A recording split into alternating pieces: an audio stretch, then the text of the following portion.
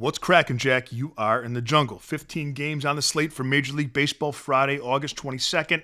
We're going to break down each one of those games, come up with the best bet for every single one of them right here, right now.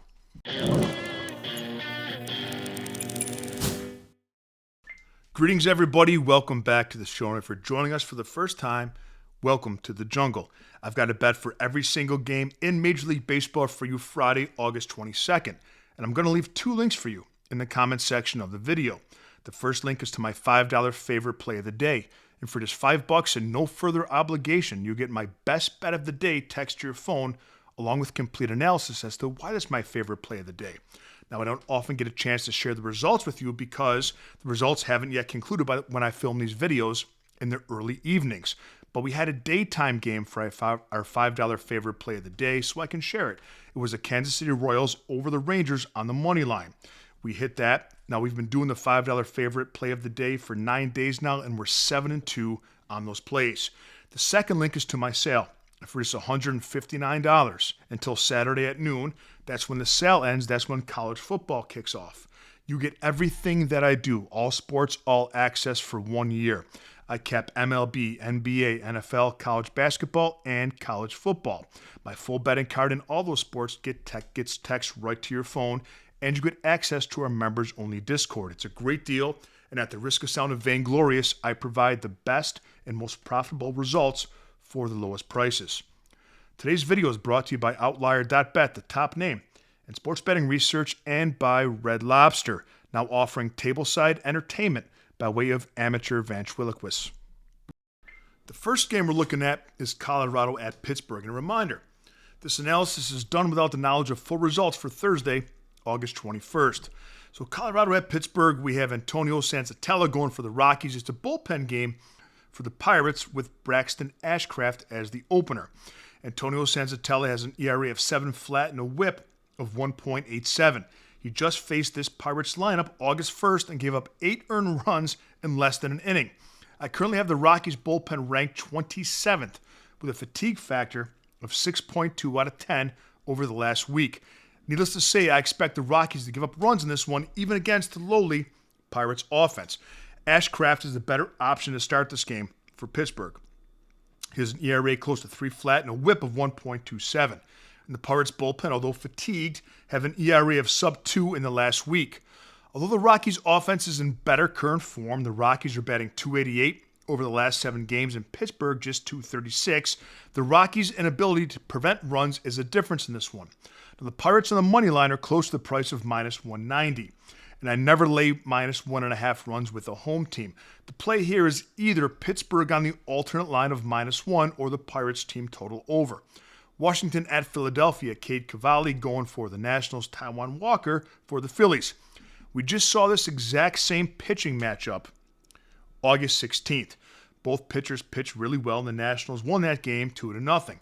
Cavalli's having a good rookie campaign, but after just having seen him, the Phillies, and the form that their offense is in, Phillies offense right now, .337 team average, last 7 games, highest in baseball. And with the bullpen advantage that Philly possesses in this game, I have the Phillies bullpen ranked 11th. They have a team bullpen ERA of 2.70 over the last 7 days, compared to the Nationals, who I have ranked 28th at the moment. I think Philly's too much at home for the Nationals in this game. Now, the money line's sitting around minus 160, and this sounds familiar to the last game. The play in this game is either Philly on the alternate run line of -1. If your book doesn't offer that, take the Phillies' first 5 innings minus 0.5. Red Sox at the Yankees, Brian Bayo versus Max Fried. Boston 3-7 their last 10 games, and Bayo's given up 7 earned runs in his last 2 starts. Yankees 8-2 in their last 10. But Fried's given up 11 earned runs in his last 2 starts. I have the Yankees bullpen ranked 17th at the moment, with the Red Sox coming right behind them, placed 18th.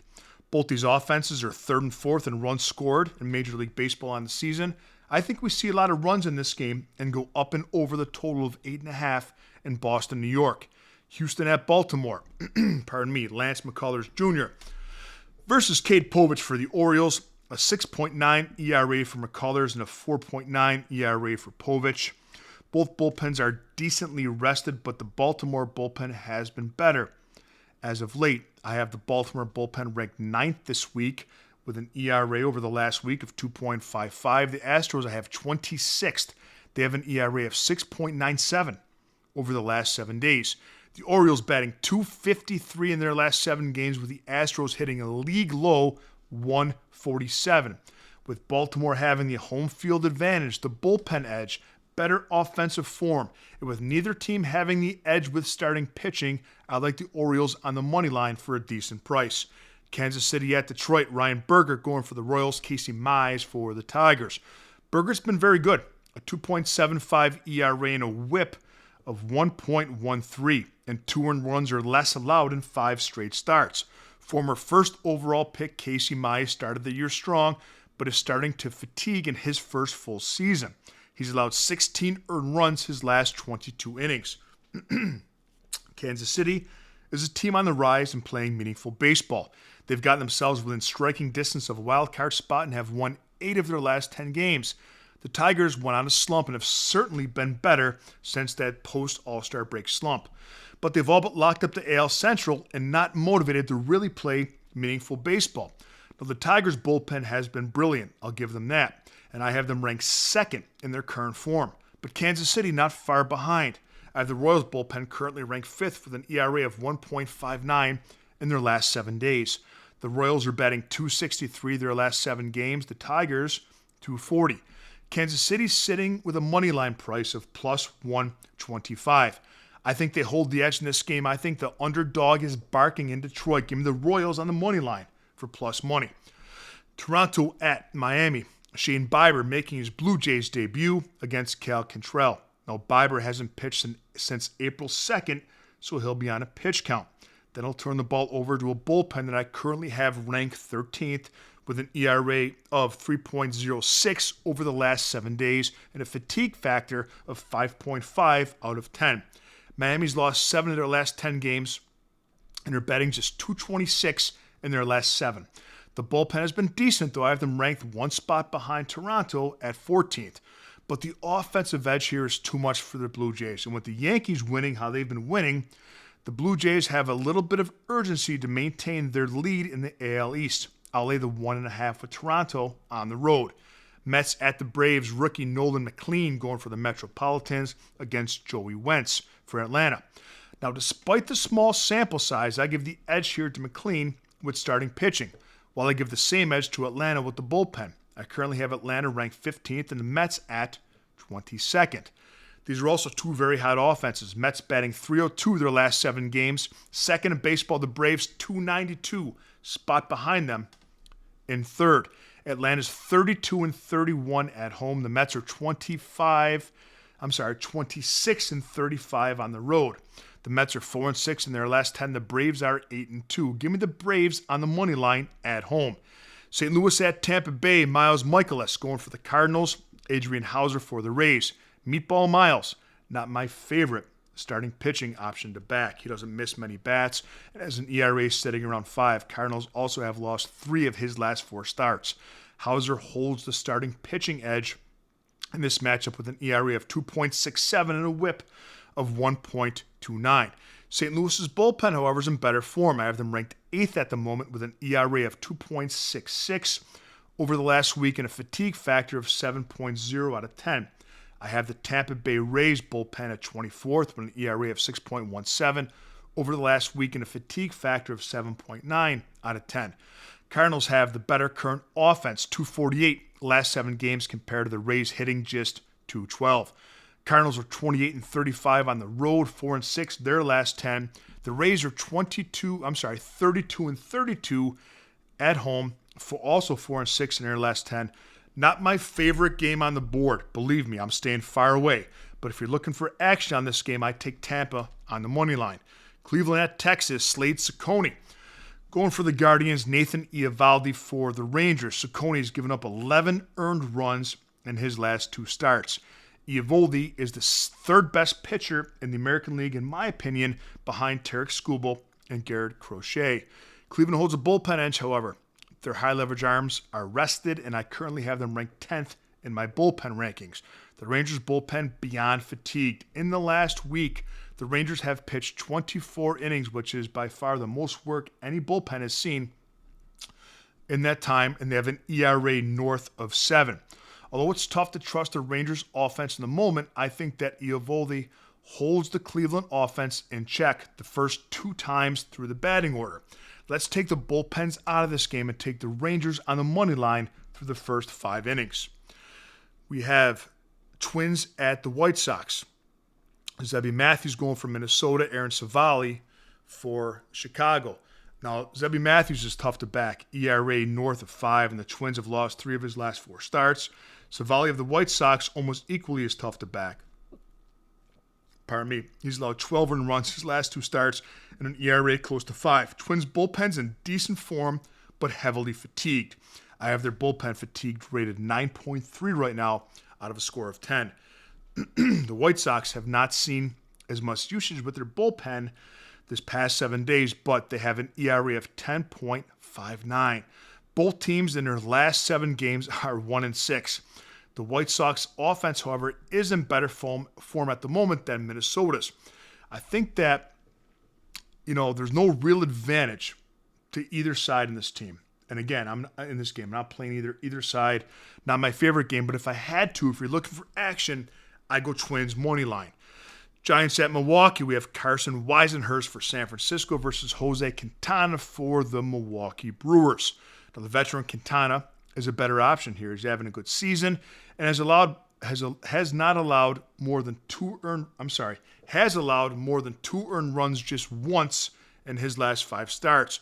Milwaukee also holds a bullpen edge in this game. I have the Brewers bullpen ranked 3rd right now with an ERA of 2.42 in their last 7 games. I have the Giants bullpen ranked 20th at the moment with a fatigue rate of 9.1 and an ERA of 4.36.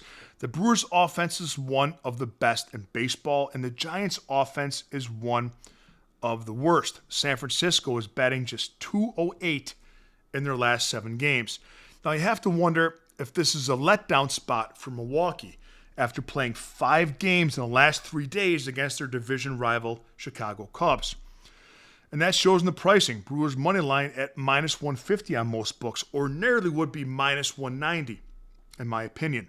But I think this mismatch in every way is just too much. I don't lay 1.5 runs with a home team, and -150 is too expensive for me. I don't take anything pretty much more expensive than -140. The play in this game is Milwaukee on the alternate run line of -1. Cubs at the Angels, no official starter for Chicago. We have Tyler Anderson going for the Angels. Anderson stinks. He's allowed 12 earned runs his last 6 innings and 7 home runs. Similar to the Brewers, you have to wonder if the Cubs are worn out after playing 5 games in 3 days against their divisional foe. The one good thing I think that came from that series with Milwaukee is Chicago rose up. The Cubs' intensity and offense came to life for the first time in a little bit. These are 2 good offenses. I don't like anything that the Angels have going on in the mound for Friday, starting pitching nor bullpen. I think that, of course, the Angels can swing the twigs as well as the Cubs can. I think we go over the total in Cubs-Angels.